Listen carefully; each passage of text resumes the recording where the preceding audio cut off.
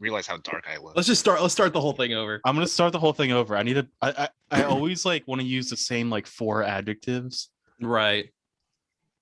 The fuck is Him Seabass like Looney Tunes disappearing into the anime girls was amazing. and coming back, like the like depth perception of that was weird. It was like when a cartoon draws a door and then they walk through it. That's exactly what it looks like. Hey guys, welcome back to Split Screen Media Podcast. This is episode 36. We are an entertainment podcast that focuses on movies, TV shows, comics, video games, and gets into our personal lives a little bit. With me, as always, is the groovy Connor DeRose. Oh, funky fresh. And with us is returning as our guest is the awe-inspiring Seabass. Awe-inspiring. I like that. You inspire awe. I feel like MLK. First time on camera. What did you say? What did you say? This is our Seabass face reveal episode. Yeah. So now everybody knows I'm black. Did it already.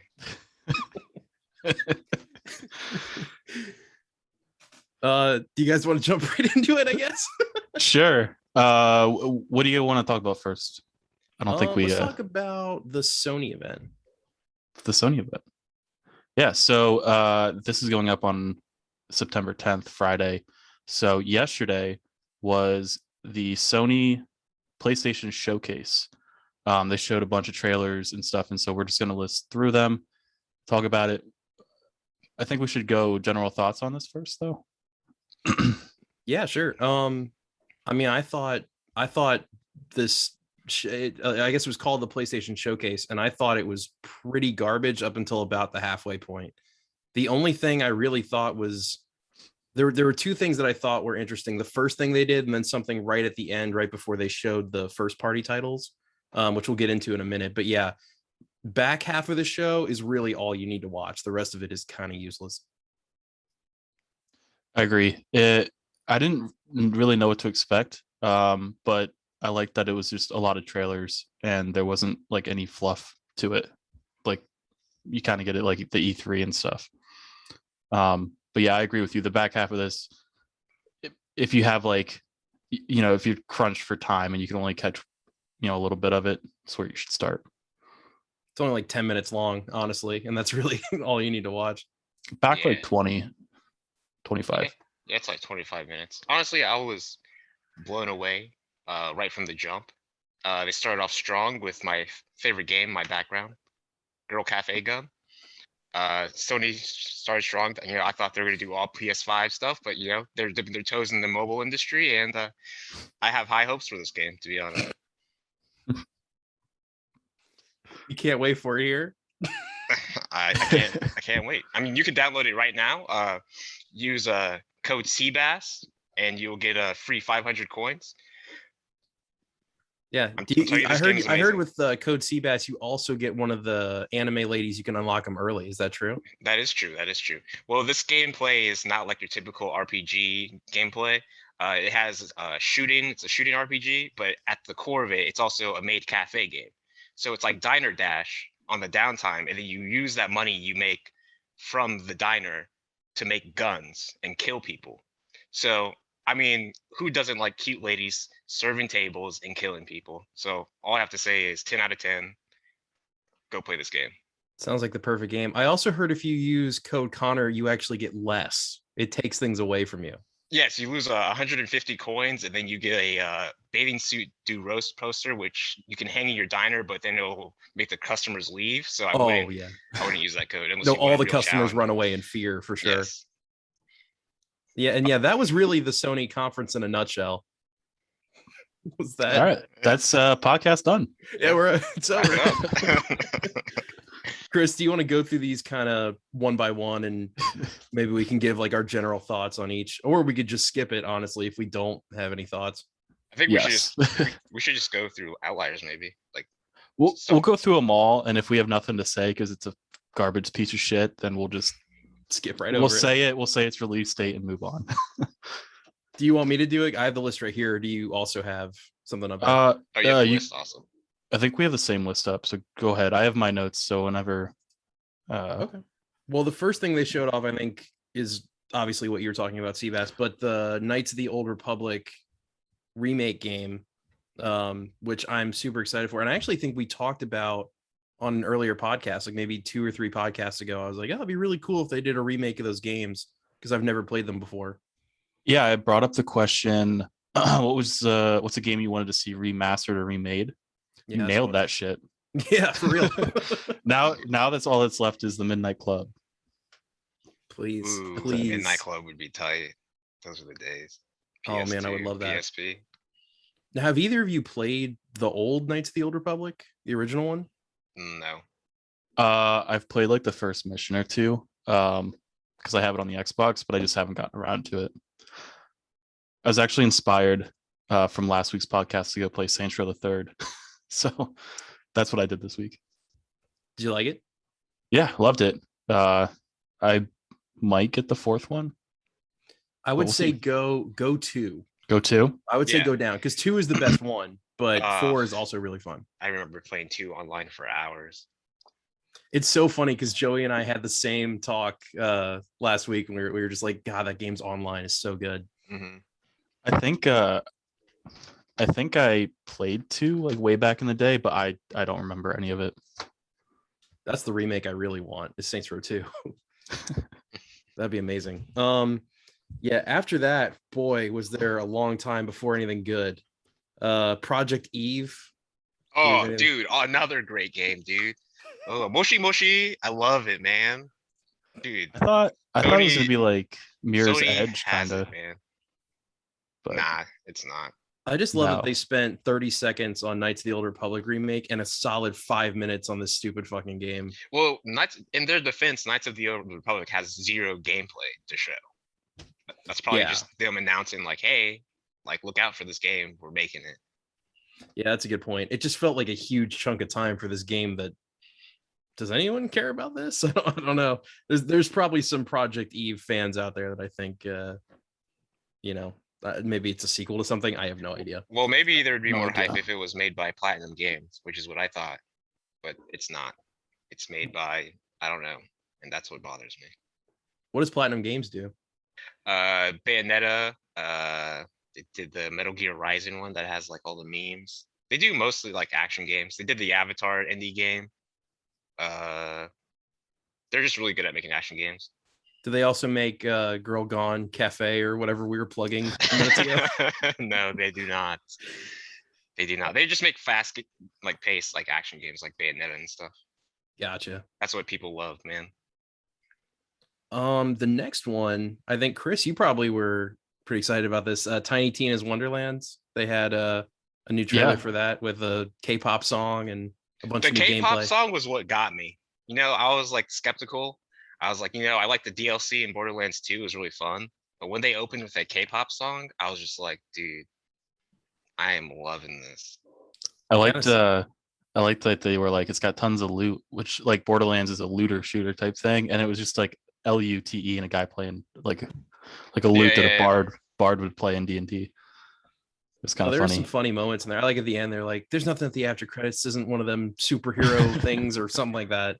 Yeah, that was I like that. I did see a lot of like enemies and stuff from Borderlands in that game, and Butt Stallion, which is the unicorn from Borderlands 2, but it also makes an appearance in the Assault on Dragon Keep, which is the D&D DLC from Borderlands 2 that this is playing off of. So it looks pretty cool. Hopefully, one thing I do want to see from this is like some kind of integration of like dice rolling that wasn't in the DLC or didn't play a big part. If it was, I want to see like some random like something happening, like you roll a dice and you can crit fail or whatever, but I want to see that kind of aspect incorporated into the gameplay. Well, I don't know. Do you think we're going to be able to make our own characters, or do you think it's going to be the same formula where it's just 4 characters and like this is what you can build with those characters?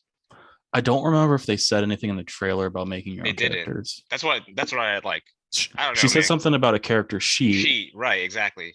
but But I I mean, don't Borderlands know. always has that, anyways. It's just like you have a preloaded character, but they have like 3 sheets basically that you can like Yeah, go down. So it'd be My assumption interesting. was that you were going to be able to change the stats. So like the character will be the same, but like you can just like a regular D&D character, you can raise attack to like strength or wisdom or whatever, and that'll affect certain gameplay elements, but the actual character will be the same throughout.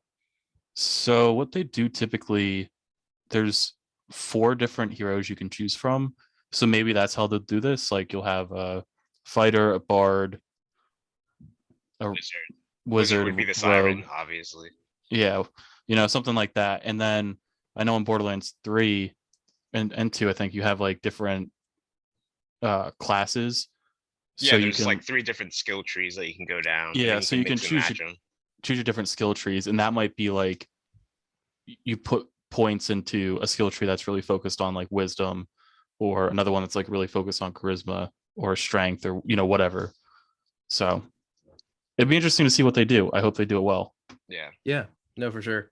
We all need to get it or like figure out what we have it for so we can play it together because that's the best way to do Borderlands. Of course, it's on all the Xboxes, PlayStations, PCs. So yeah, we'll find something. Forspoken. I have nothing to say about this. Do you guys? I have nothing. All right. Yeah. It actually it looks like a game I might play. Like it looks like a good adventure game, but other than that, I don't have a lot of if it's the say. free game of the month, I'll play it, but that's kind of it, really. It's gotta be on sale. Yeah, for sure. Rainbow Six Extraction was like the alien Rainbow Six game. I don't really play Rainbow Six, so No, I know either. there's a huge following for it. So I know there's a lot of people excited for that. Yeah, I don't play Rainbow Six, so this isn't a game for me. But I know it could be big for some people. Yeah, no, I'm not gonna like poo-poo everything just because the world wasn't made for Connor Duros. Like I'm glad there's stuff out there for everybody, but yeah, that's not really my thing either. So this one I actually am excited for because nobody or I haven't played it. Chris, you said you had, but the Alan Wake remastered. Yeah, can I just like let's rewind a second? I want to do release dates as we talk about each game. Okay. So I think Project Eve doesn't have a release date. Tiny Tina's Wonderlands, the Borderlands game, is March 25th, 2022. It's my birthday. Forspoken is just spring 2022. And then Rainbow Six Extraction was delayed from this month to January. And Girl Gun Cafe is out now. I think you said that already. Oh, okay. I just want to we want to make sure they know. Use code Seabass. Yeah, or Connor. Connor is like hardcore mode. It makes it, a lot more difficult. Yeah, so Alan Wake remastered. I always wanted to play those games on the 360 and I just never did. So I definitely think I'm gonna pick these up. It's a cool concept. Like you have to stay away from the darkness. You got your little flashlight and stuff. And it tells a pretty good story from what I remember. I had it back like on the 360. It's been a long time since I've played that game, but it should, like, I'll probably get this because I really enjoyed that game from what I remember. Played it a lot. I think I tried to 100% it. Maybe I did. I don't remember. But the remaster is something I'm looking forward to. So, Seabass, did you play it when it first came out? No, I don't know anything about it either. So, like, who's Alan and why is he trying to wake up?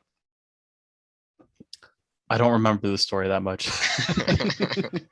I like the idea of the light mechanic. So you have to use either your flashlight or some other kind of light to weaken the enemy's quote unquote dark armor, and then you can actually shoot them.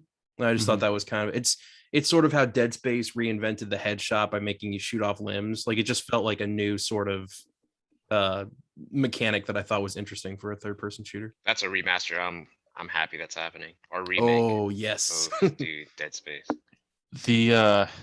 I'm trying to remember. I remember when I was playing it, there's like a part where I had to like dash to like a street light because I was like the darkness was like chasing me or something.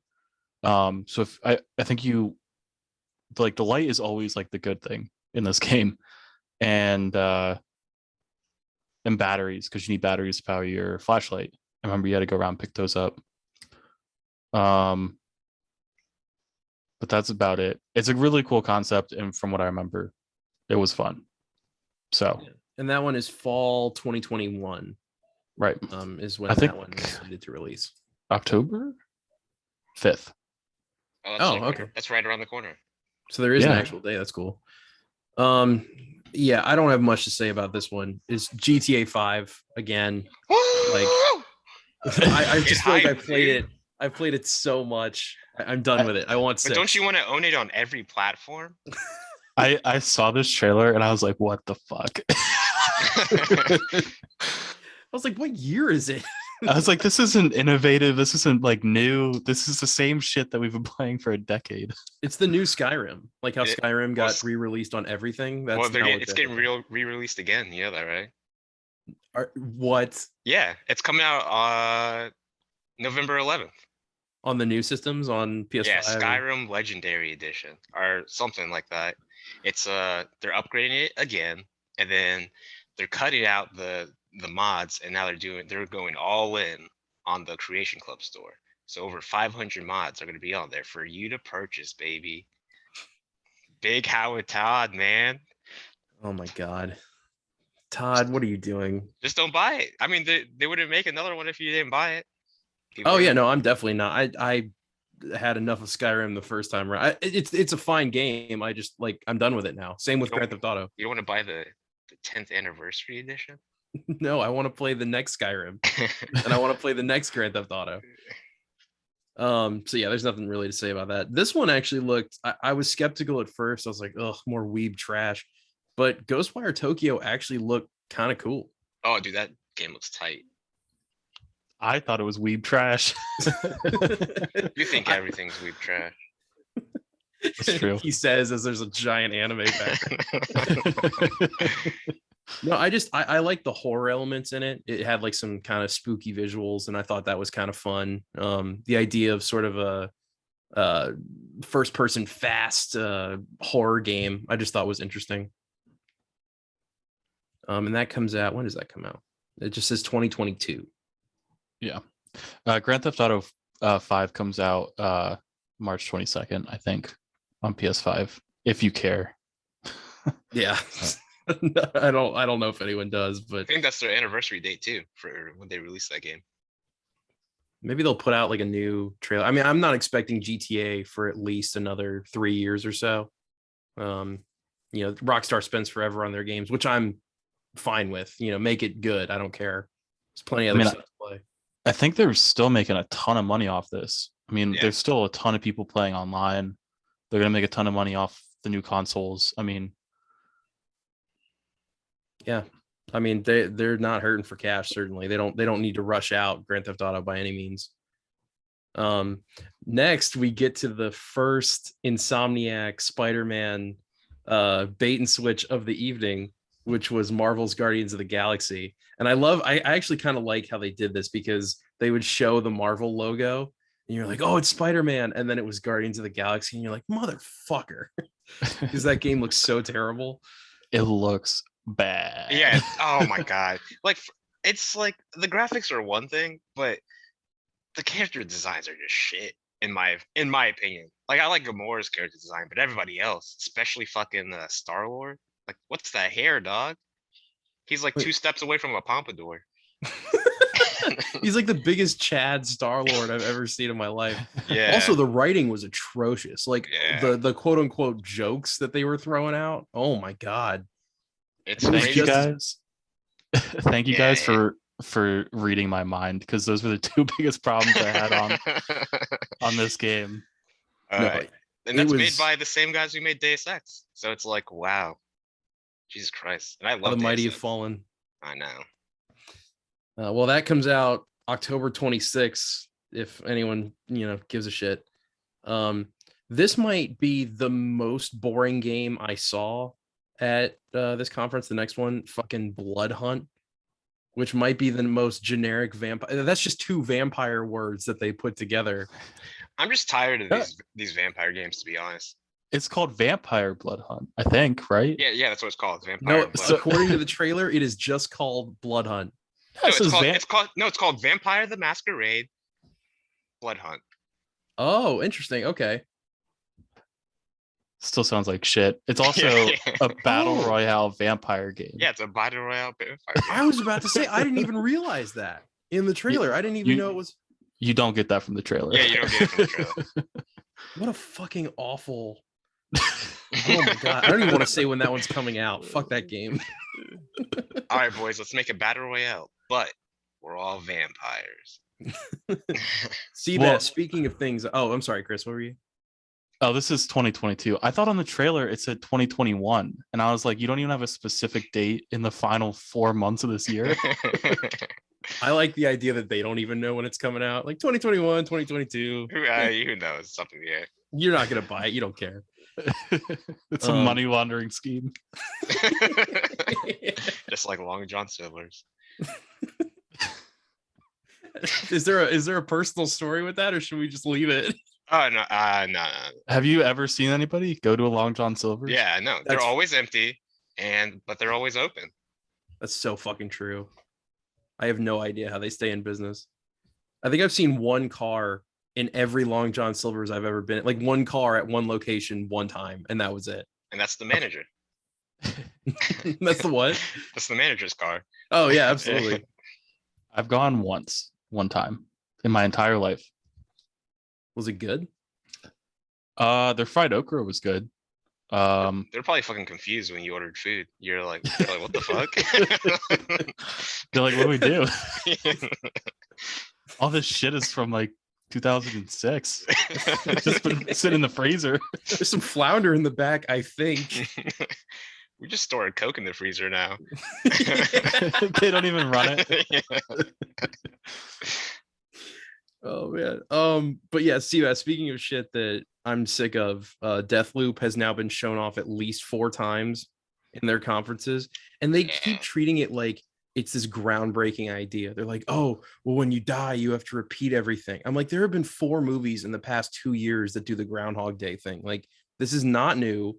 This looks like Dishonored with a time loop thing. Like, stop showing it off as your flagship game. I'm so fucking sick of it. Oh no, I am too. I honestly like when I saw the first trailer, it was tight because I was like, awesome. We got a black protagonist for Dishonored. Like that's what the vibes I got, and I'm like, I'm cool with that. I want to play that game. And then they had, the interesting concept. I'm like, oh, I wonder how that's gonna work.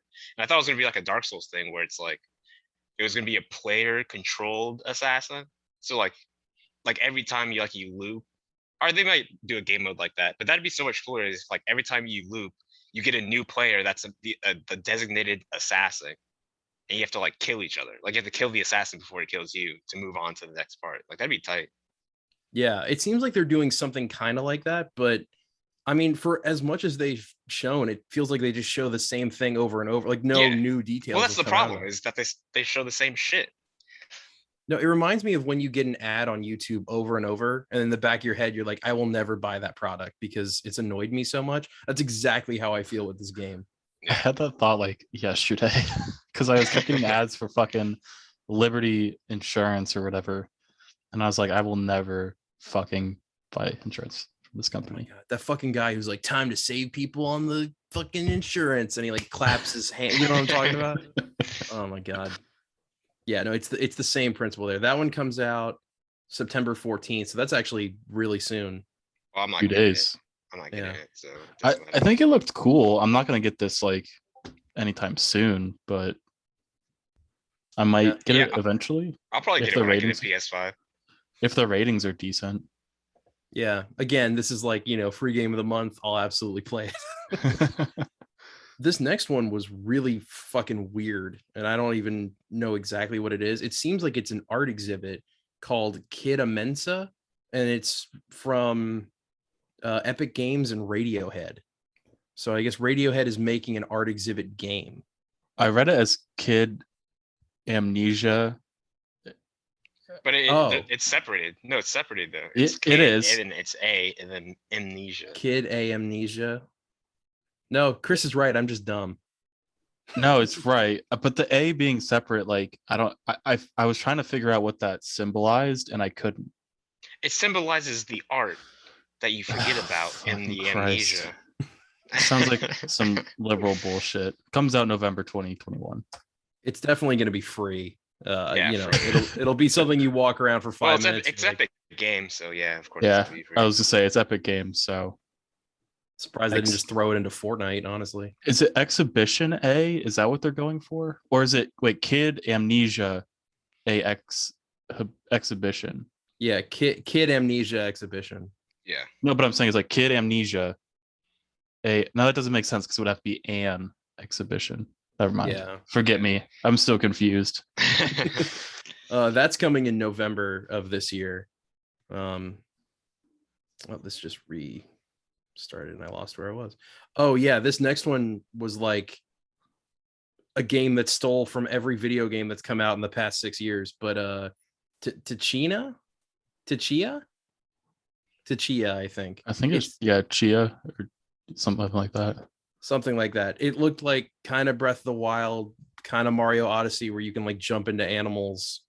Yeah, I was thinking. Wait, you can Moana. jump into animals?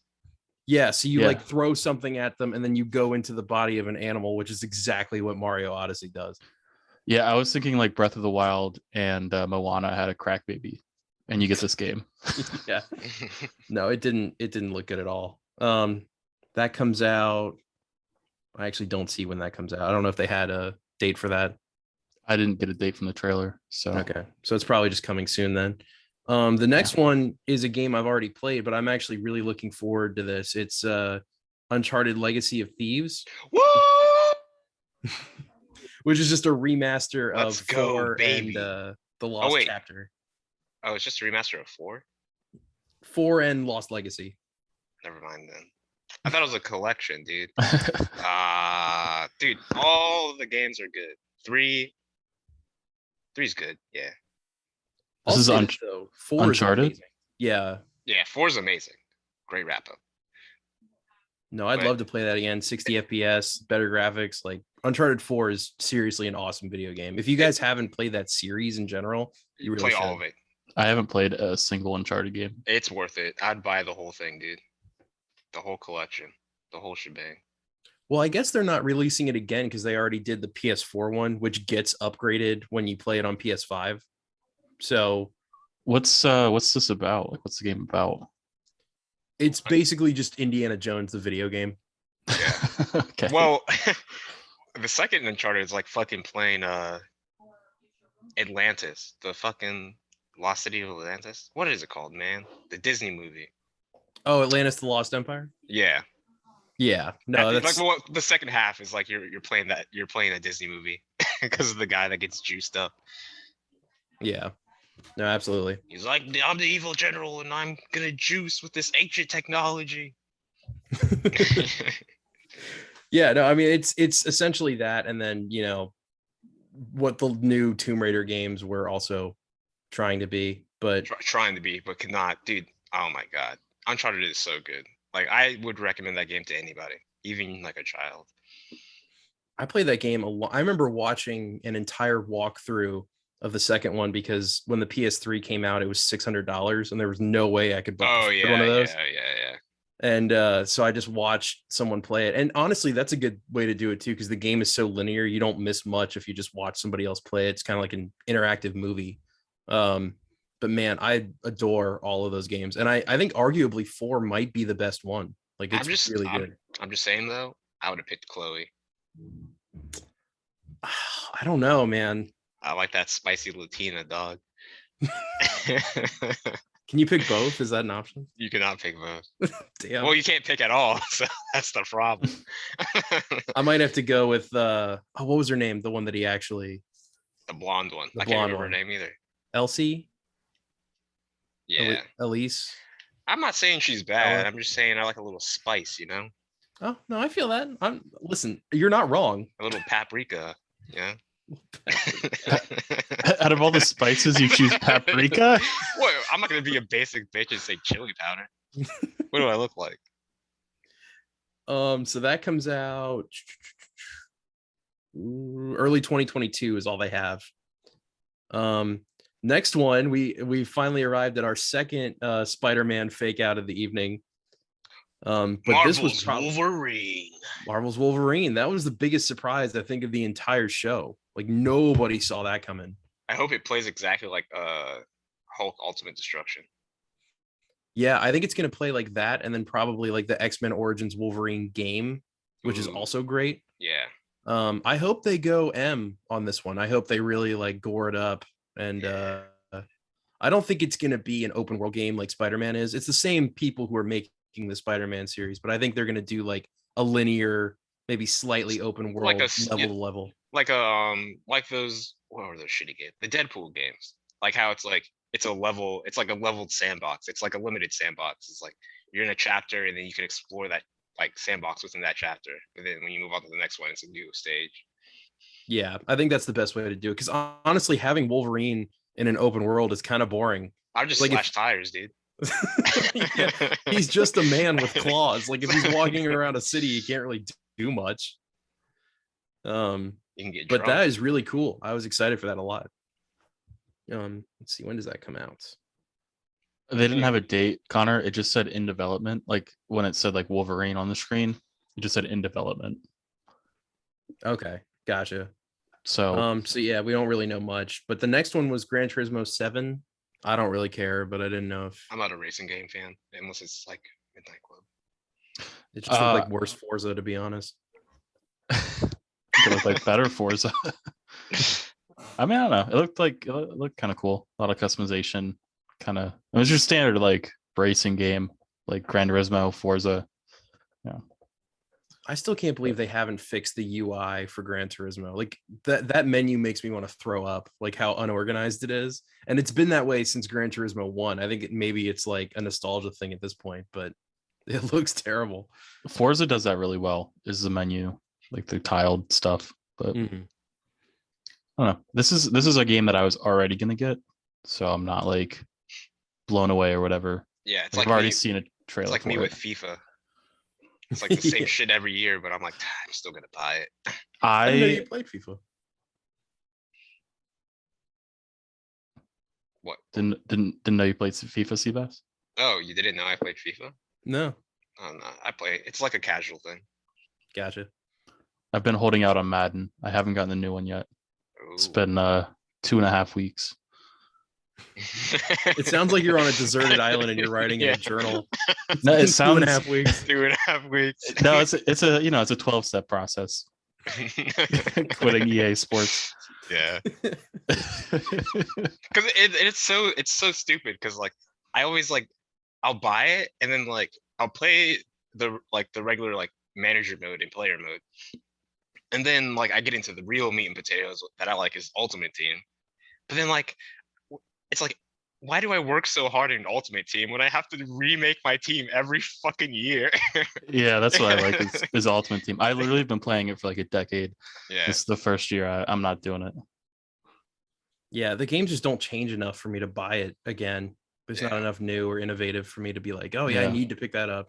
No, for sure. And the Ultimate Team's always it's pay to win. So like I never play online and just grind out challenges. And so like whenever they have promos, like that's always fun. Like looking forward to like the Halloween one or like the Christmas one or whatever, or the draft. But like I've just done it so many times. It's just like I don't want to spend another Yeah. $60 on a game I'm gonna grind all year and then Yeah, start Ultimate over. Team is definitely pay to win. Like unless you like get a really lucky pull that you can sell for a lot of money to build your team off of, like it's impossible to like penetrate without paying.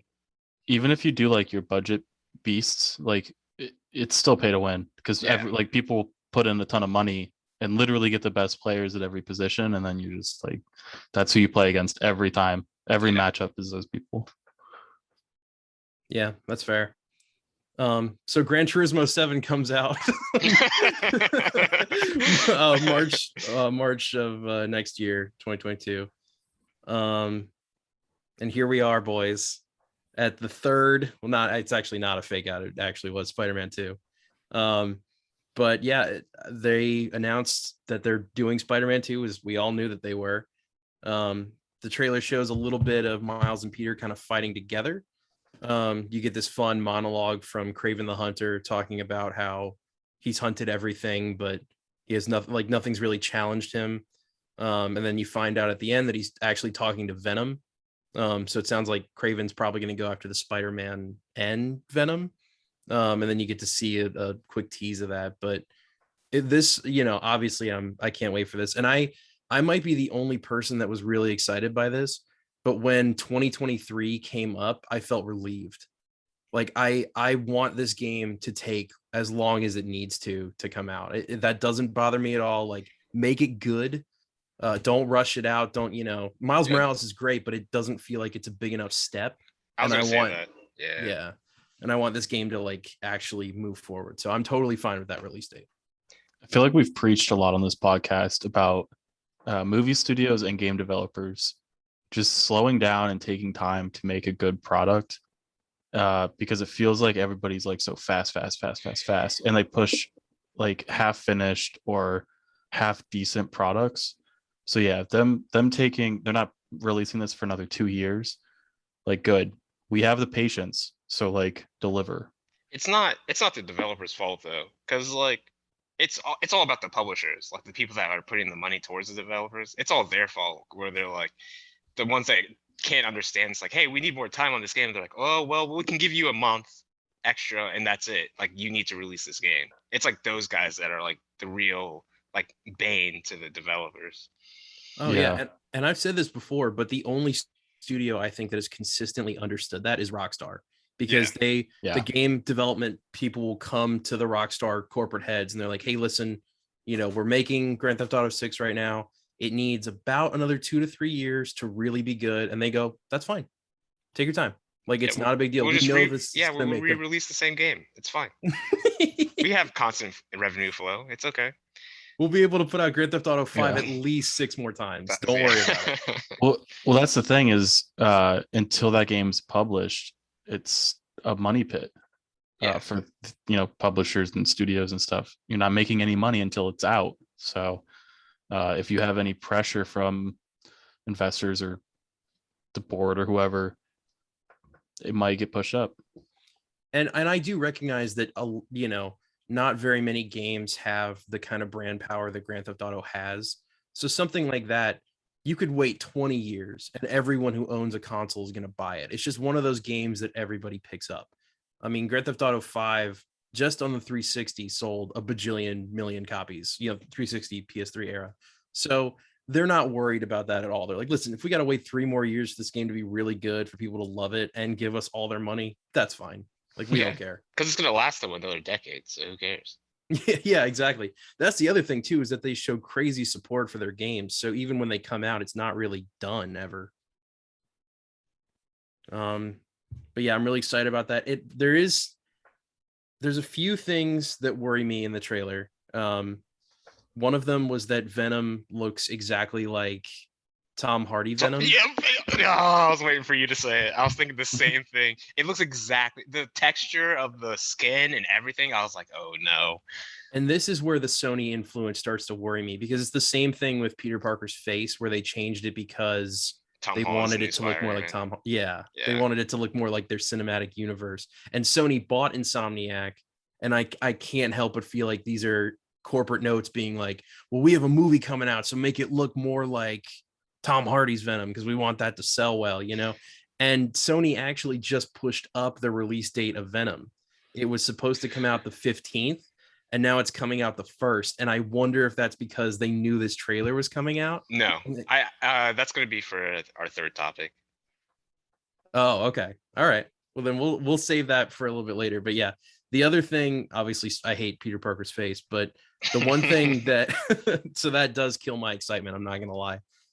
But the idea of multiplayer in this, if you and a buddy can both be either Peter or Miles and team up and do shit together, I would love that. And I'll be a little disappointed if that isn't the case. Make it like a Marvel Ultimate Alliance, but multiplayer. That'd be tight.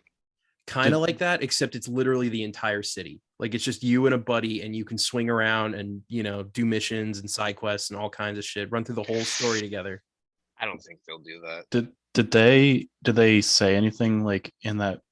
No, it was just a reveal. They didn't really give details about it. Yeah, no, there's nothing in there. Just the idea of them. I mean, there's a moment where they have a combo move together. Like, they pick up a guy and they both slam him down on the ground. And I'm like, huh, I wonder if they could actually incorporate that into real multiplayer. I don't think they're gonna do that though. I Yeah. think it's gonna be they're gonna take the I'm blanking on the name. Final Fantasy 15 route, where it's like your characters are tied to a D-pad and you just like press a button to either switch between them or like you use them as a support move or a finisher. I think that's what they'll do. I don't think they'll do multiplayer. I hope they do multiplayer, but I don't think they'll do it. I wonder if they're going to do an Ultimate Spider-Man thing where you get to play as Venom. Ooh, that'd be tight. Ah, That would be sick. I would love to see that. around absorbing people. Yeah, it did feel kind of like a bummer because they, when they first made Spider-Man PS4, that suit which is now iconic, is so a part of that game. It was so unique. And their version of Venom just kind of looks like every other version of Venom. Tom Hardy. Yeah, and I hope they make it a British guy. I hope it's Tom Hardy. In his weird fucking accent. And that's Spider-Man, I have a virus. I have a parasite. Get off me. You No. Venom, no. Oh my god. So dumb. Yeah, so that 2023, no actual date, but that's fine with me. And the last thing was God of War Ragnarok, which looks, stunning. It looks as expected. Yeah. I didn't play the first one. It's still on my list, but holy shit, the graphics in that trailer were nuts. Santa Monica for you, dude. Yeah, there's one point where he kind of comes over a waterfall and you see like the area below, and it's absolutely insane how amazing it looks. Like the graphical fidelity they're able to pull out of this PS5 is nuts. Well, that's the great thing about new consoles, right? Is that it's still like untapped ultimately at the end of the day. Like nobody has actually used its full power because people have to figure it out themselves, because Sony and Microsoft, they don't help developers. Developers have to figure it out themselves on what they can push on the new consoles. Yeah. So yeah, that's true. We are just getting into like what they can do. So that's exciting. It's exciting that the launch games like Demon Souls looked as good as they did, because usually launch games look shitty. So I'm like, wow, they can really only go up from here. Like, well, that game was made by Sony Studios, or like, From Software, but it was supported by Sony Studios. So obviously they know what their console can do. Right. Yeah. I'm still blown away by how good that game looks. That was the first game I was like, yep, this is next gen. Like, this is what next gen should look like. That and NBA 2K21 weirdly. But yeah, that was the conference in a nutshell. I think they didn't have a trailer for it, but they did talk about Horizon Forbidden West, like when they were interviewing the directors and stuff. Because they talked about the like haptic feedback of the controller when you shoot an arrow. Thought that was pretty cool, using the new controller well. So yeah, really the only thing that's done the haptic feedback well is Astro's Playroom, which is an amazing game, but like they kind of nailed it, and everyone else has been like, oh, it's a little harder when you shoot a gun. And I'm like, let's get creative like those guys did. Like, let's do, because that's an amazing Demon Souls control. has really good haptic feedback too. Yeah, Demon Souls does some good stuff with the new vibrations and everything with the haptic feedback. But I think a gun is kind of hard to do, but like a bow and arrow, like feeling the stretch, I think if you do it well, should come out pretty well. No, yeah, there's a bow and arrow in Astro's Playroom that feels exactly like that. And I'm like, just copy paste that to Horizon and you're good to go. Yeah. Like, that's all I need. But yeah, back half, not a lot here, but once they got to the Sony first party stuff, it got pretty good.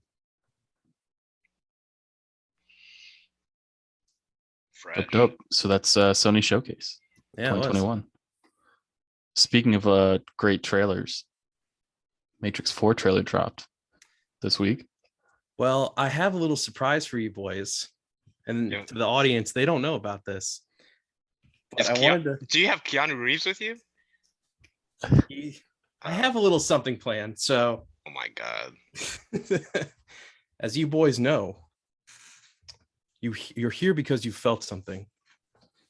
You felt something your entire life. What you feel you can't explain, but that feeling has brought you to me. You know that we're about to talk about the Matrix 4 trailer. And in order to be Morpheus, I had to become Morpheus. Oh my Oh my god. god. Oh my god. How did we not see the leather jacket or Oh just my- notice the hat? Now, let's I talk love it. about this trailer. Oh my. Okay. I need you to keep that up until Halloween. Should we explain what just happened to the audio listener? I think we should just let it soak for a minute. By the way, this is real. Yeah. Yeah. I can tell. We don't have CGI in the budget, so yeah. This, I thought everyone would think it's a bald cap. I actually did this to myself. I'm bald for audio listeners. did you nick yourself in the front? It looks a I little red. did. Yeah, I did. I fucked it up so bad. You didn't use a razor to make you An actual actually file. bald? No, I like cut it the first time, and then I had a shitty razor for the first part of it, and I like cut it. I actually can't see anything because I'm wearing sunglasses indoors, so I have no idea how it looks. But We have a pair of like the early 2000s sunglasses somewhere. They look terrible. But if I had known we were doing this, I would have had them like prepared. I tried to buy the actual glasses that clip on to your face, but they wouldn't get here in time. Yeah. Aw. So I had to buy these, but they work just as well.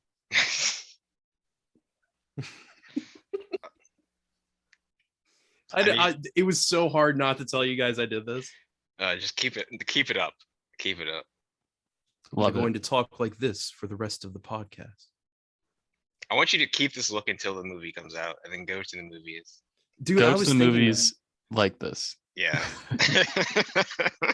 as Fat you'll Morpheus. be all over Reddit, man. We should all go as like Agent Smith. Yeah. Same dress. We'd look like clones. You couldn't tell us apart. That's true. Seabass, when you did your Marcellus Wallace, I was like, that could also be a pretty good Morpheus outfit. Yeah, because I actually I took a razor and I cut my hair. Like once I shaved it, I actually went over and I fucking balded everything. I look like I definitely just hit my kids. Yeah. But only in the Matrix, so it's not real. Yeah, it's not real. It's not It's real. all- Does that make it okay? Does it make it okay to be your kids in virtual reality? Let's talk about this fucking trailer. Oh man. Yeah, so that came out earlier today. There was a couple reasons we wanted to actually record today. One was the PlayStation showcase, and the other was that the Matrix 4 trailer was going to be released. Chris, do you mind if I talk about the website that came out before the trailer? Go for it.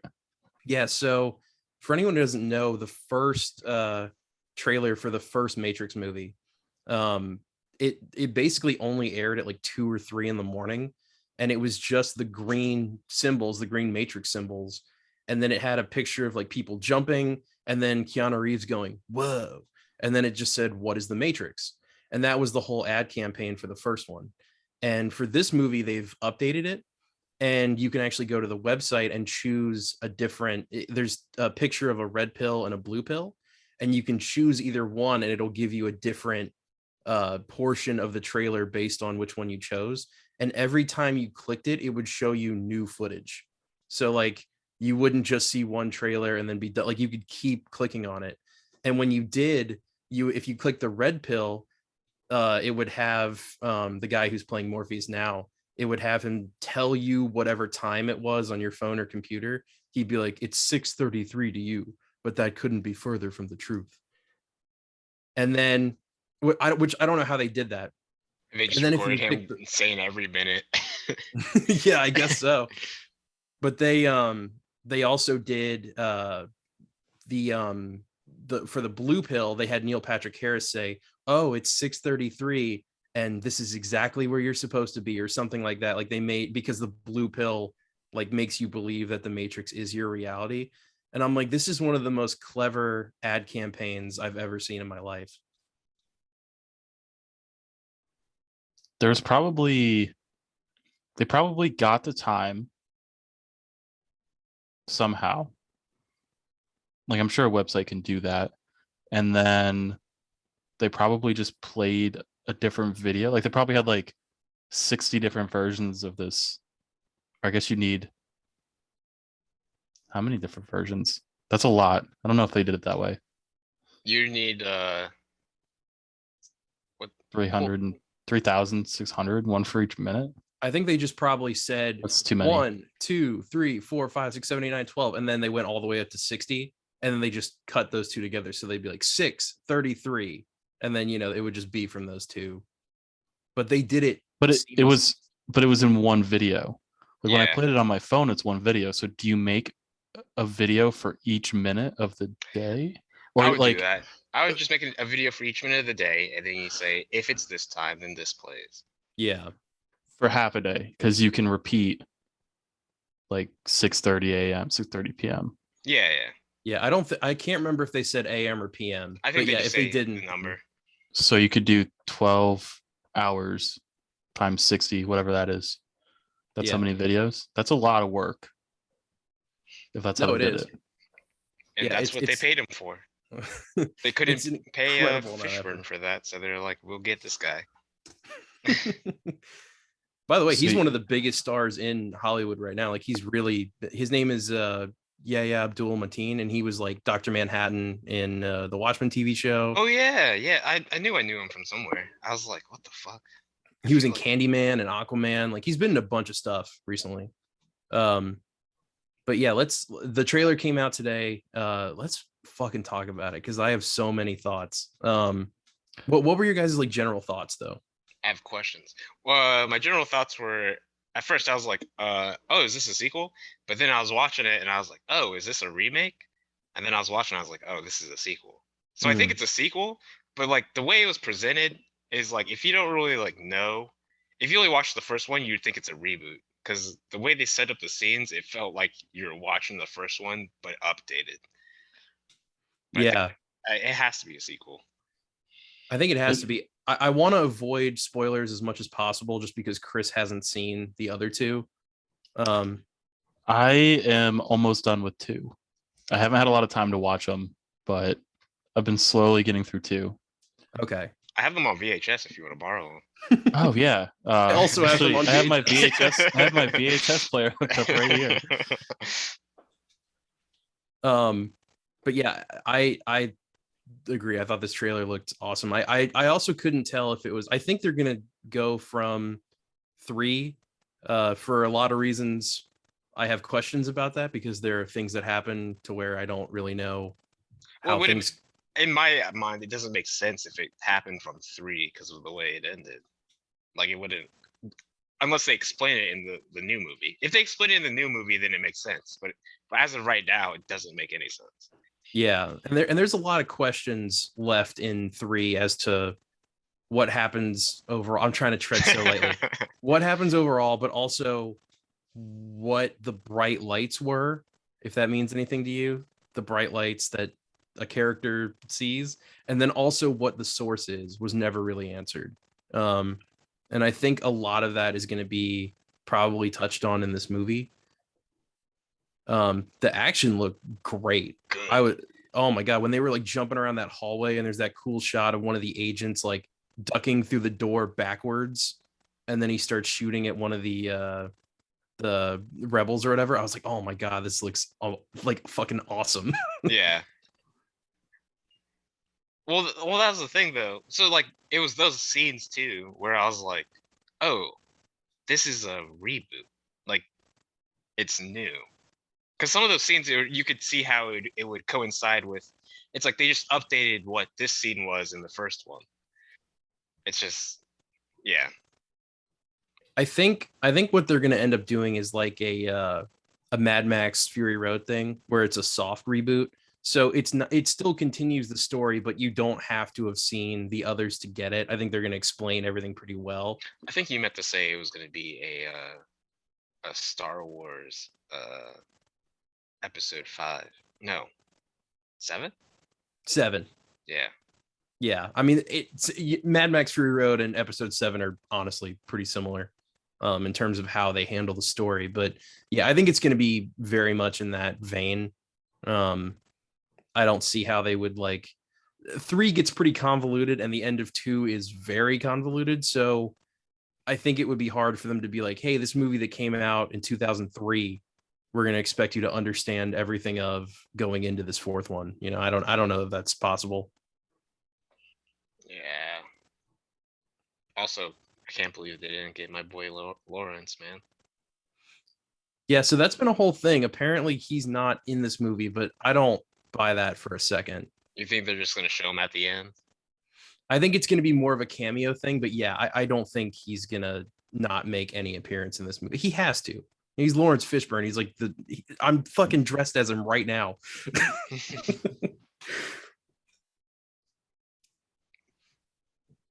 I don't know. The one thing I will say, the one thing that did worry me a little bit, I don't like that they got rid of the green aesthetic when you're in the Matrix, because that's such an iconic staple of the franchise, is that everything has this green adjustment layer over it to make you feel uneasy about like something's wrong with the world that you're in, and that they're able to sort of perceive the world for what it really is, which is the veil covering the truth.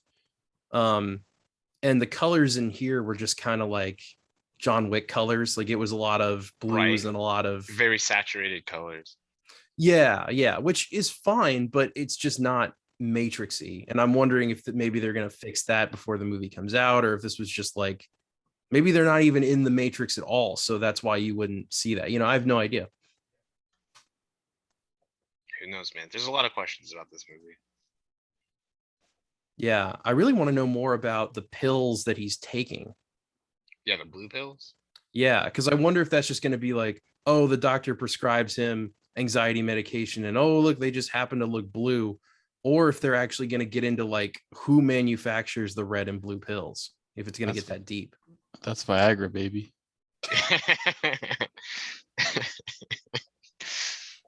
No, it seems like what's that? I feel like that it's been done before, but like where they're sedating you, basically take your pill every day kind of thing. Yeah. But yeah, who knows? It would be cool if we saw like the manufacturer. I don't know. Or is it like just something that like they can construct like in the Matrix? Technically, it's just something they construct in the Matrix. Yeah. Unless they go a different route with it. But that's my understanding.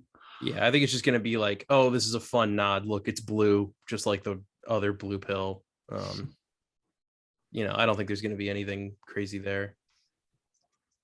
I'm trying to think of what else. I mean, there was a ton to unpack in this trailer. I feel like Jared Goff is going to be really good in this movie.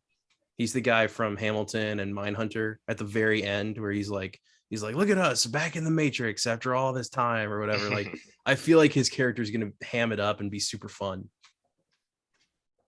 I think it's going to be a good movie overall, or it'll be a shitty movie.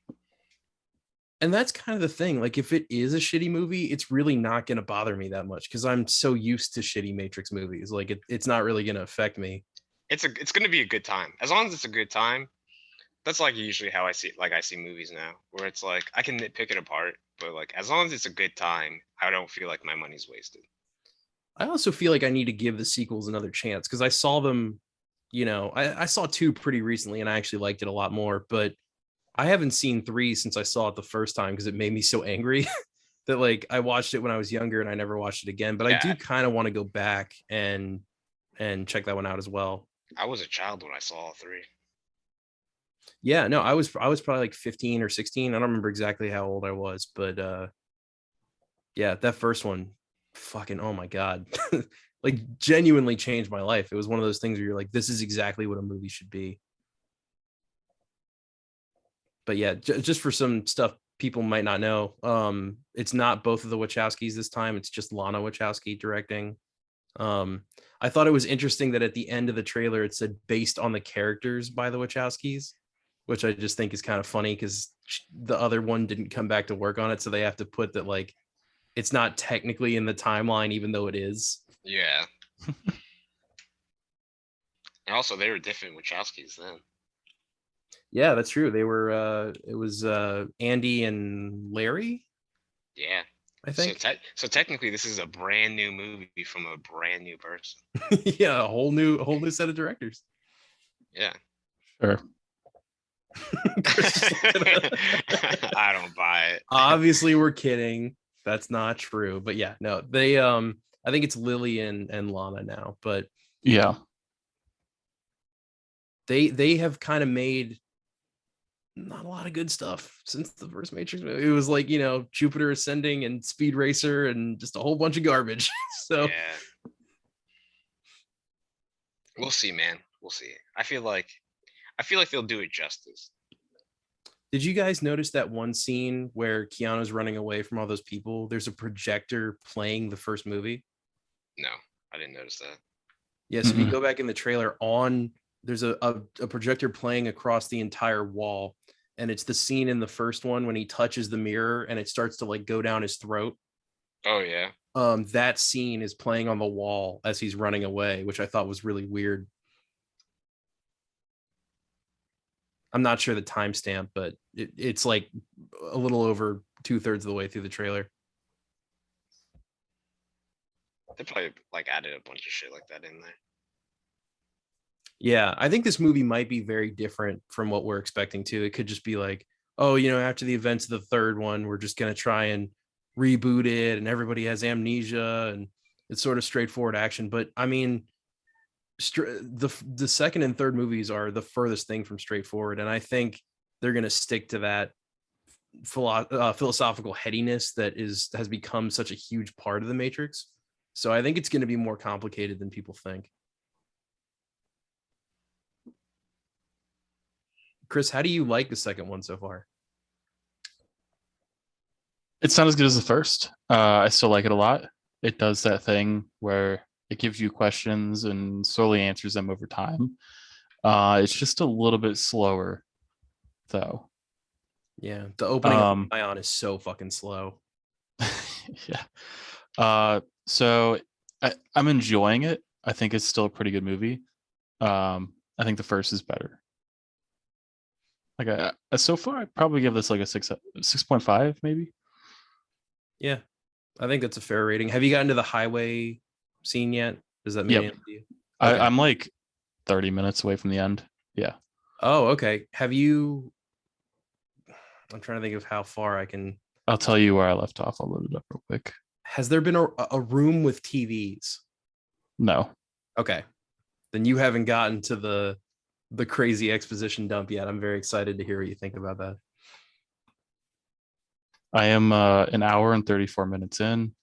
It's taking forever to load. The best part about the second Matrix movie is that even though I think the story falters in a lot of places, the action is still awesome. Yeah, I mean the highway scene's really cool. The combat's pretty cool. The scene in the mansion when he's beating everybody up is great. I mean, it's kind of on par with the first one. Like those action scenes, they're almost like removed from the rest of the film. Like you can just watch people beat the shit out of each other without any context, really. Yeah, I mean, they're so well choreographed in all of it. There's stuff at the end in the third one that isn't, but in 2 and 1, I think they tried to do a good job. The problem is that they rely way too heavily on CGI in these next 2 films, and I think you saw that probably when Neo's fighting, 100 Smiths, and you get rubber face Keanu just like jumping around and doing crazy shit, and it doesn't look good. Yeah, there was I forget what it was. There was something that made me go like, that was really, really cool. Like some combat sequence. I can't remember what it was. Wasn't cool enough. Yeah, I think the other problem too. Oh, I'm at the end of the highway scene where Morpheus and one of the agents are fighting. Oh, okay. Yeah, no, Shamo. Yeah. They're still trying to get the key maker, right? Mm-hmm. Yeah. Yeah. I don't know if you can see it. Yeah, actually I can. That's where I'm at. Okay, gotcha. So Yeah, but I didn't even realize this was coming out so soon. In December. I thought it was next year. oh yeah, so like Christmas or something, right? Christmas, yeah. This Yeah. Christmas, baby. Gonna go right to this and then Spider-Man. Oh, was it the same release date? It's close. I don't think it's the same, but it's like maybe a day or two off. Just see them. I'm gonna go see them back to back. Did you guys know that's how the Matrix 2 and 3 were meant to be seen? Did I bring that up on the podcast before? What's Oh, no. that? It's So- meant to be seen back to back. Yeah, so Matrix 2 and 3 were filmed at the exact same time. And the plan was to release them both in theaters. So what you would do is you would go watch the second one, you would leave, and then you would go watch the third one immediately after. But then they realized they could make more money if they just released it 6 months later. So Matrix 2 and 3 came out the same year, just 6 months apart. Oh shit. Yeah. Maybe I'll just watch it back to back then. I would love to do like a Matrix marathon with everybody. Like we go through all three and then we immediately go see the fourth one. I'm down anytime, man. That'd be really fun. That's what I did with John Wick because I hadn't seen those before and 3 was in theaters. So I watched, or no, I think I had already watched 1 before, but then I watched 2 later and immediately went to go see 3 in theaters. And that was a lot of fun. I hope this new Matrix isn't, another John Wick because stylistically it kind of looks like that. And that's not what I want. I want it to feel like a Matrix action movie. But, only time will tell, I guess. Yeah, where the stunts are like ridiculous and you're like, holy shit. Yeah, it needs that, Hong Kong sensibilities. You got to have the gun fu in there, the Yeah. crazy sound effects and people punch each other. Like that's the kind of shit I want. John Wick has amazing action in and of itself, but it's, it's pretty grounded and heavy. Every shot feels like it matters. He has to reload constantly, he's basically just grappling people the whole time on the ground, whereas this Yeah. is like floaty. Morpheus unloading his fucking extended gun. That's what it was. In slow motion. Oh, yeah. That's what it was. That was fucking dope. Yeah, that was sick. It was weird too. In the teaser trailer for this, they show scenes from the first movie, like when Agent Smith is punching him against the wall, and it's that aerial shot above the two of them, and he's doing it really fast. They show that shot, except it's old Keanu, like it's long hair Keanu getting punched by Agent Smith. So I wonder if part of this movie is him reliving the first Matrix. Or they're just retconning that he always had long hair. Oh yeah, that's true. Well, as we learn, later that never mind. Can't say it. Can't say it. I think we can probably have a better discussion like next week or the week after when Chris finishes all 3 of them. And then we can get into like deeper fan theories of what might happen, I guess. Because there's a lot of shit that happens in 3 where some of it feels kind of irreversible, but if you're doing a soft reboot, you can kind of do whatever you want. Yeah, anything's possible in the Matrix. Yep, that's true. I do like how a lot of things were color coded, even in just this first trailer. Like Neil Patrick Harris as I'm assuming the program therapist that's sent there to keep him from learning the truth. Like his room is blue. The pictures of the butterflies on his wall are blue. His glasses and his outfit are blue, and he gives him the blue pills. I was like, that's kind of fun stylistically. You really analyzed this trailer, huh? I shaved my fucking head. I just imagine you shaving your head and like analyzing it. It's like, oh, what was that? You're like, it's like, let me rewind 10 seconds. That's how you got this cut from watching the trailer at the same time. Oh man, but yeah, that's I guess that we can kind of switch topics for now. Here, you know what? I'm going to transition back into Connor.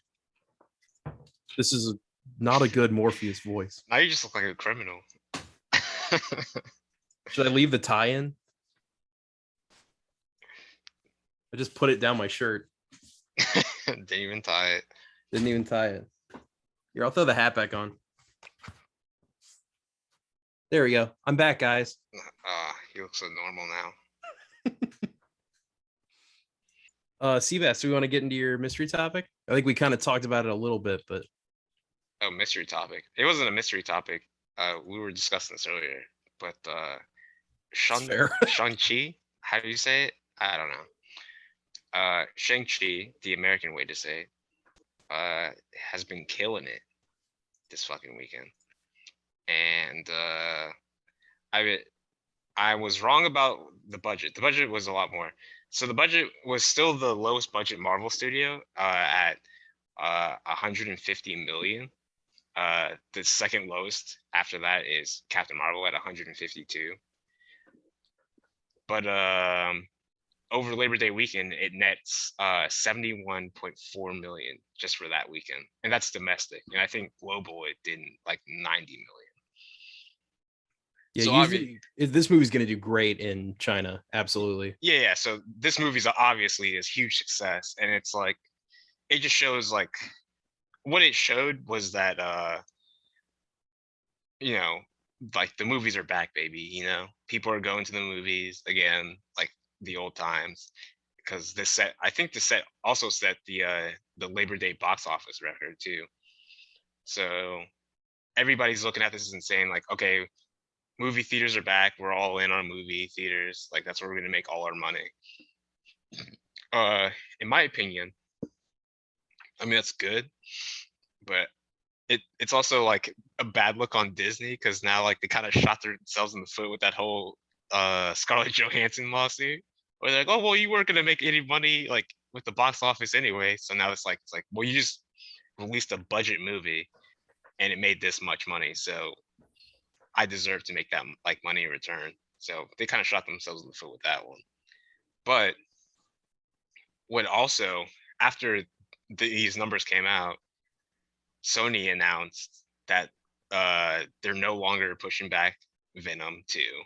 And I think that it's because of these numbers where they're like, okay, whereas we were going to wait a little longer for like the movie theaters to open for like box office and stuff. Now that we see everybody's going back to the movies and like a budget film just made 71 million domestically in one weekend, we can safely release Venom without worrying about our budget, which is dumb because it's going to be a bad movie, but it's I think a lot of studios are following suit and they're like not hesitating on the release days anymore and they're pushing all their dates forward. I think that's bold. I think that's really bold because people still are scared to go to movie theaters. They are. I don't think you're drawing the crowds that you once were, and to say that it's back to normal is bold. It is bold. It's just that they're blinded by the number, right? Because it's when you look at the number where it's like, hey, this is they like spent 150 and they got 71 million first weekend, and then it's going to be out for another like 3-4 weekends. It's only going to go up. So I think they just think that at this point it doesn't matter. You know, what's waiting 2-3 more months gonna do if they're already making that money right there? Might as well just release it. So I think that's their mindset on it. I don't think it's just bold though. I think it's straight wrong. I mean, it doesn't even matter the quality of movie that you have. I mean, something like Suicide Squad is great and that fucking failed. Like I think it's all very situational, and to switch up your entire tactic based on opening weekend box office returns, I think is a little ridiculous because of a Marvel movie, which is is going to bring in a decent chunk of change. Seems weird. I think it's more like I think with what Sony is like they didn't want to do a streaming service, right? They just wanted it to be a box office. So I think it's okay to release it now, box office wise, it doesn't really matter. Shang-Chi is the first but box office only movie, right? It's not on Disney Plus, and I think it made more than Scarlet, or not. Yeah, Black Widow. Black Widow. I gotta see. I don't even. I see forget that. what the numbers were for box office. Was it 70, 100 worldwide? It was way less than a normal Marvel movie. You're talking about Black Widow, right? Yeah. Yeah, it was way less than normal. So that again, Or was that's it why I'm like, 30? this seems like a weird strategy to put in place. Not only because it's a Marvel movie, which is different, but also because, of course, opening weekend is going to be great. But what they aren't seeing is that over the past year with COVID, the rates for the next weekend dropped by like 80 or 90%. So, just because it made 70 million its first weekend doesn't mean every weekend it's going to make 70 or even 60 million. It's just not how it works anymore. Well, that's probably what happens was Shang-Chi theaters only? It Yeah, was. it was theaters only. Yeah, so if you want to see that movie and you're a diehard Marvel fan, you have to go to the theaters now. And I don't think anybody's going to the movie theaters to see a movie right now,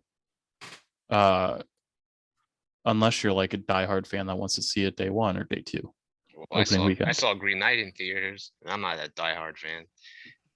But what I'm saying is, like, there's a movie you want to watch, you're probably going to watch opening night. You're probably not going when it's later, unless you have like a scheduling conflict or something. Oh, true, yeah. He's saying like the casual Marvel fans are willing to wait, whereas the only people who are going to see it are going to see it the first weekend. Yeah, the casual moviegoer is not a thing right now, in my opinion. Oh, yeah. I guess that's true, yeah. But I think Sony's just banking on the whole, well, Venom's a Marvel IP, and, people are going to want to know how it ties into Spider-Man if it does tie into Spider-Man, so they're going to go see our movie. And I think they can do that. I think Venom can carry that weight. So, I mean, I guess I still think it's bold, but I don't know if it's, I'll judge if it's right or wrong once the numbers come out. Yeah, well, Venom's going to bomb. I'm telling you that right now. Venom's going to bomb. Absolutely. It's not going to bring in anybody the first weekend. Hell, it might not even bring in anybody. But like, I said that about Venom 1, and that movie made like $800 million. So that's true.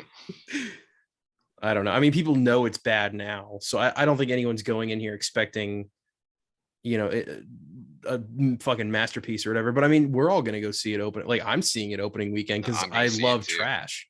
Yeah. Like, I can't wait to. I just love Tom Hardy, dude. But let me ask you this: you don't think them moving up Venom had anything to do with the trailer that dropped today for Spider-Man 2? Like the hype around a Venom character. You don't think that they had that thought when they were pushing their movie back? Well, it doesn't matter, right? Because it still would have released before the normal release date. Regardless, you'd still have that hype. Yeah, I mean that's true. I didn't know if maybe, it's Sony, that's their property, and now Sony also owns Insomniac. So It wouldn't shock me if they were like, hey, we're gonna have this trailer out, or maybe it was even an afterthought, like, hey, we're gonna release the game trailer. That's even better timing that we've moved it back because people are gonna be excited about Venom. Yeah. And I think honestly, a lot of people are just going there because they're like, oh, I love Carnage and I want to see him on the big screen. And like, that's going to be a huge factor for people going. Again, probably only that first weekend, but. We shall see, my friend. We shall see. Chris, we're probably way over, right? We are definitely over an hour, probably hour 20. Damn, okay. I wanted to talk about Shang-Chi. I did too. Do we want to do like 2 minutes? Do general thoughts. We'll skip recommendations and then we'll call it a night. Okay, yeah, I think that's a good idea. General thoughts. First half was so good. Besides, okay, hold on. Before, there's two things I want to touch on that won't spoil anything for Chris. One, Aquafina. I can. Okay, well, I already know that's garbage. You don't have to spoil that. No. Okay, so yes, but no. Okay, so Aquafina is garbage, but every scene where it's like them two doing banter is good. Like, in my opinion, I was like, that Like when they're going back and forth, it's good. But when it's just Aquafina talking, you're like, fucking rip out my fucking eyes, dude. But when it's like a back and forth between them, you forget it's Aquafina. But when she just talks by herself or says some dumb fucking remark unprompted, you're like, oh my God, I just want to punch her in her throat, dude. And then second, action wise, first half of the movie, dude, those shots were awesome. It gives you Daredevil vibes, one. And it's like it's just so grounded and it felt like really great. And then the action slowly degrades into the Marvel CGI garbage. So yeah. Yep. I agree with everything you just said. This is one of those Marvel movies that I think, and we've touched on this before with others, but this is more frustrating to me than a movie that's just bad. And it's also more frustrating to me than a movie that's just boring. This is a movie that has tons of potential, and it could have been the next Black Panther. It could have been the next Winter Soldier. And it has everything is there for this to be an amazing movie. I think the biggest issue is that this is the over reliance on CGI and a CGI final fight that didn't need to happen, and the editing. I think this movie was butchered in the editing room. Yeah. There are really good story elements here that are broken up into about 14 flashbacks, which are completely jarring and rip you out of this movie entirely.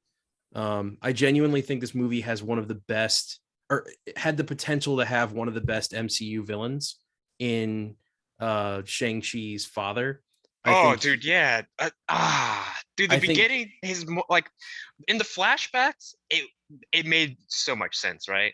And then when you see him for the first time in the present, it makes so much fucking sense. And then they just start butchering it halfway through. And I'm like, God, why are you doing this? Like, I was on his side, and now I'm like, now he's just a mumbling retard, dude. Oh my God, I can't. No, Sorry. It's fine. It's rough. Yeah. I totally agree. It's rough. I mean, because they're like right there. They're right on the edge of making his character interesting. There's a lot of, you get his motivations for a lot of what he does. The problem is that the first half of this movie is the director's vision, and like you said, Seabass, the second half is Marvel Studios taking over, and it becomes boring schlock that, like, by the end of it, I just wanted the movie to be over. And I think that's so disappointing. The over reliance on CGI, usually I can forgive parts of. This movie is ridiculous. There are scenes where there's a car. There's one scene in particular right before they're about to drive into this forest. There's nothing crazy happening. It is a bunch of trees and a car, and the entire shot is CGI. I'm like, you couldn't have taken a car outside and shot for 20 minutes. Yeah. It's infuriating. And it's a huge problem with Marvel movies, and it's only becoming worse. Black Widow was the exact same way. And I think it's even more jarring to me going from these movies to have just seen Suicide Squad, which is all practical, and the CGI that is there looks amazing. And like, that movie ruined all of these other movies for me, because I'm like, yes, this is how you make a superhero movie. This is how it's done. And this just feels like, you know, if Suicide Squad is swimming in the deep end, then Shang-Chi is like a kid who tried to go into the shallow end and hit his head on the side and is now floating and dying. Yeah. And it's like, I just don't know, man. I think like I was all in, like, watching that movie until like halfway through the China sequence, and then it just dropped off, and I just wanted to kill myself. Yeah. No, without spoiling it, there is a big dumb CGI thing to fight at the end of this, which isn't really a spoiler. That's most Marvel movies, but it was just so unnecessary. There's this great relationship, or at least like connection between Shang-Chi and his father, that if they had spent more time on, could have been awesome. And that's the frustrating thing, is that it gets to that moment towards the end of the movie where you're like, all right, this movie's about to make a big redemption. Like it's about to get good again. And then they throw it all away for garbage CGI fight. And I'm just like, if the movie ended right before that and like had a little exposition, I would have been okay, to be honest. Yeah. And a lot of it, again, it's the editing. You don't really find out exactly what's happened with Shang-Chi and his father until right before the end CGI fight. And that's so frustrating because it almost feels like someone watched a Tarantino movie one time and they were like, I'm gonna put things out of order. Yeah. And then that's what they did for this. Yeah. Yeah. The flashbacks, the early flashbacks, the earlier ones are good. I don't want to spoil anything. But it's like it explores, like you said, his relationship with his father, right? The first couple flashbacks. And it's always like, oh well, ever since this happened, he's been like different and this was my life. And you're like, okay, like cool, but like why is he like a dick about it? And you don't understand that until like probably like an hour and 15 minutes into the movie where they show the flashback of what happened that made him like that. And then you're like, okay, it would have been better if you had shown that first, and then like if you just done the flashbacks in fucking order, it would have been a great movie. Like it still would have been fine. There's an amazing origin story movie here that's chopped to pieces and thrown throughout the whole thing. Yeah. And that's what makes the action sequence mean nothing to me. Like the choreography is great, but the two things that ruin the action sequences, over reliance on CGI, which we've talked about ad nauseum, and then the fact that you have no context for anything that's going on. Like you don't learn about his backstory or any reason why he is the way he is or what's happened to him. And the problem and the frustrating part is they keep talking about it. It's like, well, ever since this happened, and you're like, what fucking happened? Like, why do you keep talking about when that happened when we don't know what happened? And you don't know until like an hour in. It's just bullshit. Comedy also extra not funny in this movie. I hate Wong because Wong is not a character. That's not even a spoiler. He was in the trailer for this movie. He's all over it. He's in this movie for a brief period of time, but Wong throughout his entire time in the MCU has been nothing but a joke dispenser. He had, nothing about his backstory. Nothing about him as a person. He says something about liking Beyonce and he leaves in like Doctor Strange 1. And that's all he's done this entire time. I hate his character. Yeah. Especially since he's supposed to be like the happy to Doctor Strange, right? Where he's supposed to be like, one, emotional support, and then two, an infinite like dispense of wisdom because he's been at the game longer than Doctor Strange. He's supposed to be the one that grounds him to be like, hey, like you shouldn't do that because there's way more like in the universe that's bigger than you. Like, don't forget that. But instead, like you said, they just make him a joke dispenser. Like all he does is like make smart remarks and like dumb comedic decisions, and you're like, oh my god, like you're supposed to be like you're supposed to be supporting one of the like wisest people in the Marvel universe, and all you can do is crack jokes. Yeah, no, it's the Peter Quill situation all over again, where Peter Quill in Guardians 1 is this great character with all this emotional complexity about not wanting to go back to Earth because of his past with his mom. And you see that he's kind of a cocky asshole, but he's a cocky asshole because he's hurting emotionally, and it's expanded upon great just in that first Guardians movie. And then after that, he's a joke machine. And then in Endgame, he goes back to Earth and they don't even comment on it. Like that should be such a big moment for his character. He's been avoiding Earth for 27 years of his life. And they make a point of saying that there's that time jump. He could get in a spaceship and go back to Earth whenever he wanted, but he chooses not to because there's so much pain there. But in Endgame, he's on Earth again and he's talking about getting hit in the nuts. I'm like, who's writing this shit? It's fucking like I love the MCU, but it's so frustrating. And this movie almost turned me into a more casual fan. I'm like, fuck it. Why am I even watching all of these if 75% of them are going to suck? Yeah. This movie made me angry. I know Chris is like looking at us like these old men ranting about like no.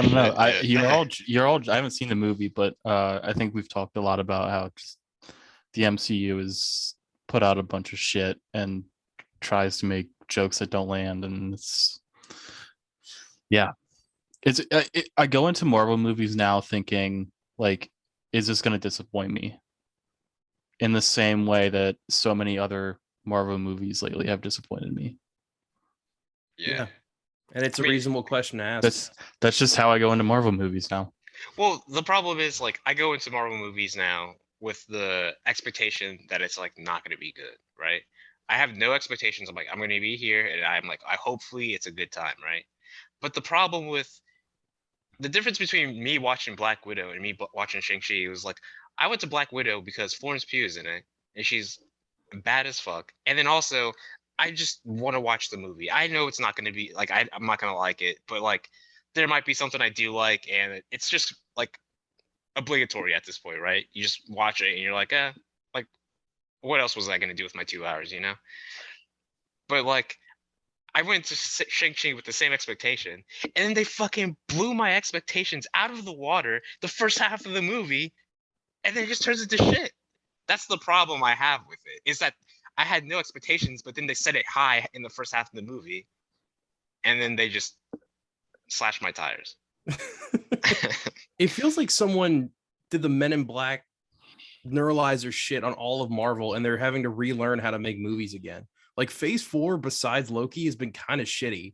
Yeah. And I don't really know why they're learning all these lessons all over again about having interesting characters and not having a dumb CGI thing in your final act.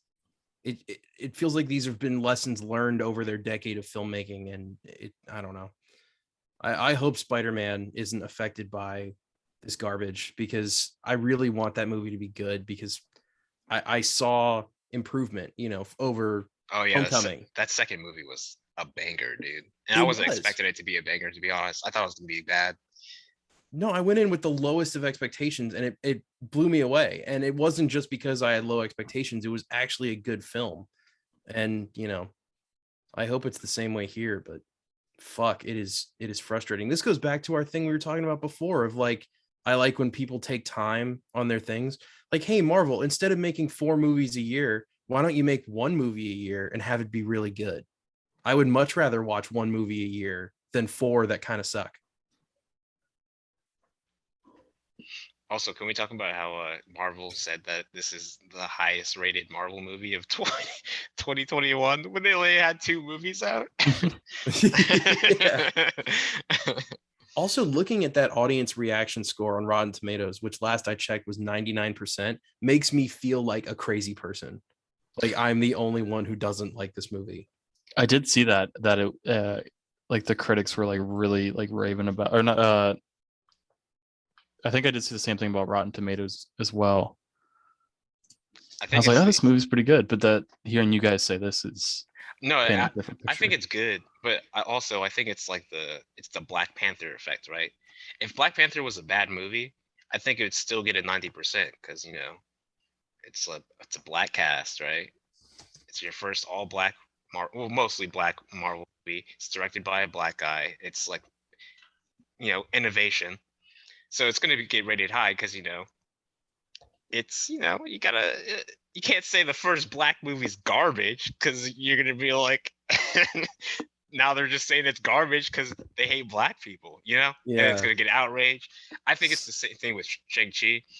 I would still give it like probably a 70%. Like even though the ending was bad, they did a lot of things right. I'd probably give it a 75, like a 70-75% still. Yeah, no, I agree with you, because I don't want to come off like I hated it, because there's a lot of good ideas and fresh ideas in this movie that I really enjoyed. It was just surrounded by a tsunami of shit that you had to like, sift through and swim through just to find the diamond in the rough. And that was what was most infuriating. I'm like, you had a skeletal outline of an amazing movie. All you had to do was put it in place and not let the Marvel execs fuck it up. And you did. They hired a director who hadn't done a lot of stuff, and they used that inexperience to twist and turn him and make the movie that they wanted to make. And that's really frustrating. Yeah. I'm looking through. So it's got a 93% on Google. It's got a 98% audience rating on Rotten Tomatoes and a 92% critic rating on Rotten Tomatoes. I think like I don't want to be a dick, but I expect more from critics. You know, I think I expect a lower like score. No score. Yeah, I'm looking at some of the lower reviewed scores from critics. This guy nails exactly what you said. He says an over reliance on CGI tempers the excitement of the action scenes until it gives into the effects entirely during a devolving stretch of underwritten characters and a story that does not do justice to the protagonist. Yep. Couldn't agree more with that nailed sentence. it on the head. Yeah. That guy fucking nailed it. Mm-hmm. There was another one I'm trying to find. The guy who plays Shang-Chi does such a good job too. Like I really believed his performance, and Awkwafina wasn't nearly as annoying as I thought she was going to be. Well, in my case, like what I said, I was like, she's not annoying when like her and him are on the screen and they're talking to each other, right? Like that. Like I feel like that dynamic and that chemistry was so natural. But like every time she was by herself or like doing one of her own things, I was like I was visibly pissed off when like my face would grimace. I'm like, yeah. No, this guy here, he says Shang-Chi marks the first time a Marvel movie has felt machine manufactured to the point of being laborious. I don't know if it's the first time. It's not the first. It's not the first time, but I agree with that sentiment for sure. They had so much going for them, man. Yeah, it really did. And again, that's what makes me the most angry when I watch movies, is movies where I'm like, you're right there and you had all the stuff and it just, you know, something fucked up. And I wish I could be a fly in the wall, because I bet it's some 70-year-old executive who's like, well, it's not enough things blowing up. And he's like, well, yeah, but it's the story about how the dad and the son are very similar, but he chooses the path of good despite his father being the one who trained him. He's like, no, but I want a dumb thing to blow up. And like, I don't know. I think that whole dynamic was like, have you ever seen Ninja Assassin? No, I haven't. Oh, well, you should watch it. It's not a good movie, but like, that's a Wachowski thing, I think. Speaking of Matrix. But if you should watch Ninja Assassin. And basically the way they tell that story, it's about like him and it's not his father, but it's like his adoptive father. And he trains him like since like birth to be an assassin. And he's supposed to take over the, all that shit. If you watch that, that's how they should have laid out the sequencing for Shang-Chi and talk about his past. It's funny you say that, because while I was watching the movie, one of my thoughts was, I've played a better version of this, and it's called Ghost of Tsushima. Yeah, I was like, I watched the better version of this. It's called Ninja Assassin. So yeah, I also want to make this clear too, because I think this happens a lot when I talk to people just in life about stuff. If I don't like something, they're like, I don't want to go see it now, and I understand that reaction. But I don't ever want that to be my goal. I don't want to get people not to see things. I want you to see things, and then I want to talk about it. So me saying that I didn't like this movie doesn't mean that you're not going to like it. I want you to go form your own opinion. And if you love it, I want you to tell me that you love it. And I don't want to discourage anyone from going to the movies or experiencing cinema for themselves. That's never my goal. Yeah, same. I don't care if somebody says that they love it. Like if they love something that I don't, like it just means that I have a reason to kill you now. Well, Connor, I'd say like with the Matrix movies, you've pushed me to. I mean, they were on my movie list, but you've pushed me to watch those. And even though you don't like 2 and 3 as much, like I'm still watching them because you've kind of like laid it out for me, And I'm forming my own opinions. I think I might like them a little bit better than you, but that's okay. We can disagree a little bit. Yeah. No, I want that disagreement. I don't want people to be like, it was fine. And they don't say it. Like, I want to get into shit. And, just because I think there's parts of the Matrix movies that I really don't like, that doesn't mean that someone else won't get something different out of it. And, I always want that for anyone going into it. I know a lot of friends I had in high school who I still talk to now. Sometimes I would mention that I'd be like, oh, I really hated that movie. And they're like, oh, all right, then I won't see it. I'm like, no. see it and then let's talk about it. That's always what I want. If it's a movie I was going to see anyway, you might like your opinions may delay me seeing that movie, but I don't know if I've ever completely put off a movie because you said it was bad. Yeah, I'm not the end all be all, believe it or not. I'm not that smart, so there's a lot of things that I don't like that maybe I just don't understand. I don't know. On that note, sorry, that was our 2-minute section that went over. Yeah. Yeah, that went like 30 minutes. Yeah, that was our quickie. Oh man, this is our Right. longest piece. Such a Yeah. long. You know what? That's fine. I'm glad. We had a good It's fine. chat. It's fine. If only my quickie was that long in bed, man. Is a quickie ever a quickie though? Anyway, Seabass, like all of them are quickies. Yeah. Look, if I can On get that to a note- minute, I'm good. Well, marathon man. aim for the stars, buddy. On that note, this has been Split Screen Media Podcast. Thank you, Seabass, for being on tonight. Great conversation. Enjoyed it a lot. Thank you, Connor, as always, for being here. If you guys liked the video, leave it a like, comment any of your thoughts on the Sony PlayStation Showcase or Shang-Chi or the Matrix trailer, whatever you want to do. Let us know what your thoughts are. What are your thoughts on this too? What do you think? I'm not loving it. They're gonna flame you in the comment section. Do it. I want it. Subscribe if you're not already. If you want to know when our videos go out, ring the bell for notifications. And hopefully we'll see you next week. Bye, everybody.